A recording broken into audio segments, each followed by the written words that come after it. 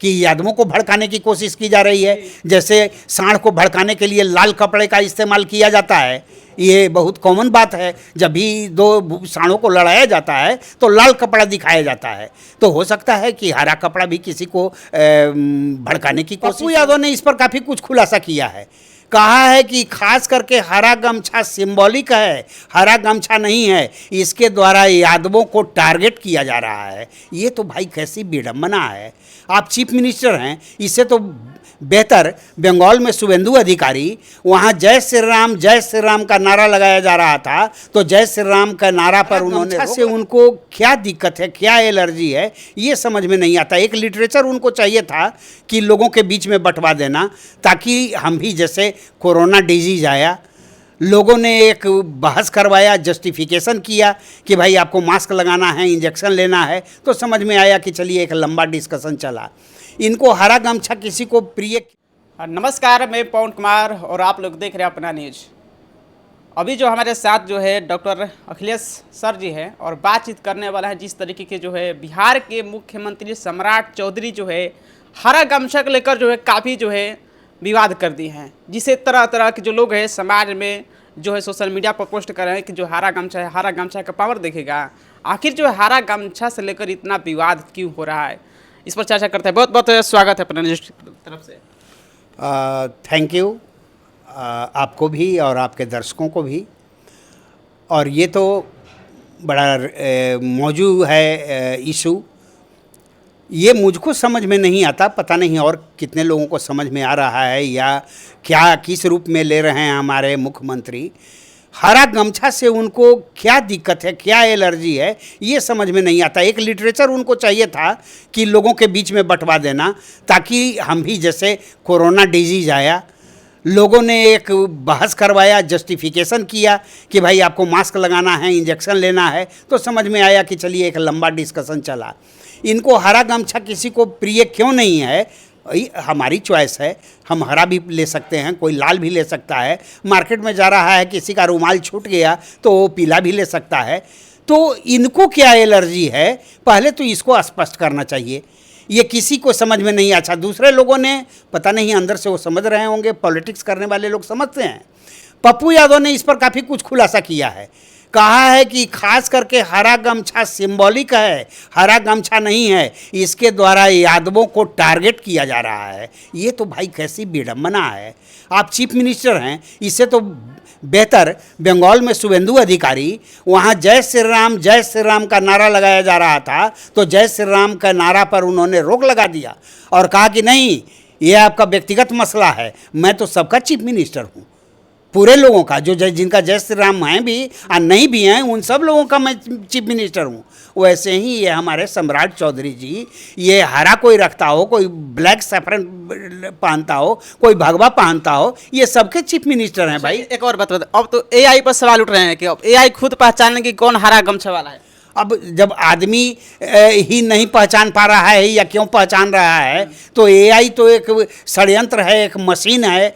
आप जैसे social media पर ढेर सारी बातें अनर्गल आती रहती हैं, तो इसे एआई को इसमें इन्वॉल्व करना, एआई पहचान करेगा कि हरा गमछा वाला सस्पेक्ट है कि नहीं है, अब काला गमछा वाला वो आतंकवादी है कि नहीं है। ये सारी बातें एक तरह से बहुत ये किया जा रहा है, अनसाइंटिफिक है और लोगों को दिग्भ्रमित किया जा रहा है। ऐसा नहीं होना चाहिए। हमारा आप लोगों के माध्यम से अपील होगा चीफ मिनिस्टर से कि अगर उनको सचमुच जेन्युइनली लग रहा है कि हरा गमछा जो है वो हमारे स्वास्थ्य के लिए, समाज के लिए अच्छा नहीं है, तो एक लिटरेचर, एक लंबा वो पब्लिश करा दें, जिसको कि हम लोग भी पढ़ें, देखें, और तब हम लोग ऑटोमेटिकली रखना ही छोड़ देंगे। आपको बैन करने की ज़रूरत ही नहीं होगी। तो हमारा ये अपील होगा सम्राट जी से, आपके माध्यम से, कि वैसा करें। सोशल मीडिया पर लोग जो है खुलेआम चुनौती दे रहे हैं सम्राट चौधरी जी को, जो भी यादव समाज के जो लोग हैं। देखिए, समाज के लोग का अपना अपना भी ये होता है। अब एक तरफ तेजस्वी यादव हैं, वो भी मुख्यमंत्री के रूप में युवाओं के चहेते दिल हैं, और दूसरी तरफ सम्राट चौधरी हैं। तो अगर कोई पॉलिटिकल नज़रिए से देख करके चीज़ों का आकलन करता है, हम लोग को तो न किसी के पक्ष में खड़े हैं न विपक्ष में खड़े हैं। हमको लगता है कि कोई चीज़ जिसका कि सोशल जो ऑरा है उस पर भी प्रभाव पड़ रहा है, तो हम उसके संदर्भ में, चूँकि हम लोग सोशल मुद्दों को देखते हैं, समाज पर इसका क्या असर हो रहा है, जो आप सोच रहे हैं, कोई बातें आप कह रहे हैं, उसका समाज से क्या संबंध है, इसी के ताल्लुक़ रख करके हम लोग उसका समर्थन करते हैं या विरोध भी करते हैं। तो ये हरा गमछा वाली बात कहीं से भी मुझको डाइजेशन में नहीं है और मैं मूलतः इसका विरोध में हूँ। अब कुछ यादव लोग, अब पप्पू यादव ने कहा कि यादवों को भड़काने की कोशिश की जा रही है, जैसे सांड को भड़काने के लिए लाल कपड़े का इस्तेमाल किया जाता है। ये बहुत कॉमन बात है, जब भी दो सांडों को लड़ाया जाता है तो लाल कपड़ा दिखाया जाता है। तो हो सकता है कि हरा कपड़ा भी किसी को भड़काने की कोशिश हो सकता है ऐसा। तो बिहार में शिक्षा स्वास्थ्य में कुछ बात होना चाहिए, तो आखिर ये सब क्यों बात हो रहा है? सब शिक्षा पर वो बात इसलिए नहीं करना चाहते हैं कि शिक्षा की जो स्थिति है वो अभी घर का बच्चा भी जानने लग गया है। अब तो स्थिति ऐसी आ गई है कि स्कूल, कॉलेज और कोचिंग संस्थान सबको बंद कर दिया जाना चाहिए, क्योंकि क्वेश्चंस जब आउट हो रहे हैं तो जो लड़का 15 घंटा पढ़ रहा है, काफ़ी खर्चा कर रहा है, उसकी क्या गारंटी है कि उसके एडमिशन हो जाएगा किसी कॉलेज में या किसी इंस्टीट्यूशंस में? तो ये बेईमानी हो गई और क्वेश्चंस आउट होता ही है। पिछले 10 वर्षों का रिकॉर्ड जो आ रहा है, लोग कह रहे हैं कि 7 बार हुआ है, कोई कह रहा है 10 बार हुआ है, क्वेश्चंस लीकेज हो रहे हैं, हर परीक्षाओं के क्वेश्चंस लीकेज हो रहे हैं। तो शिक्षा का ये हाल है।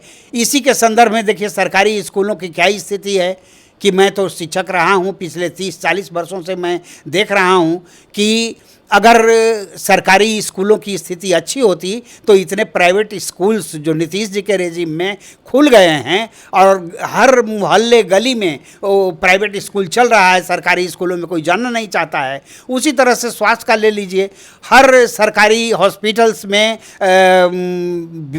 जाना नहीं चाहते हैं लोग, समझते हैं कि वहाँ जाने का मतलब है कि मरना होगा, इसलिए वो प्राइवेट हॉस्पिटल्स में जाते हैं। और कारण वो प्राइवेट हॉस्पिटल्स भी सब मोहल्ले इससे तो अच्छा तो वहाँ पर है, नेपाल में, जो नेपाल के प्रधानमंत्री जो नियम जो लागू किए हैं। नेपाल में संघर्ष किया है, वहाँ के जो जेन जी वर्ग है, वहाँ का जो यंग जनरेशन है, उसमें ये चीज़ें आ गई।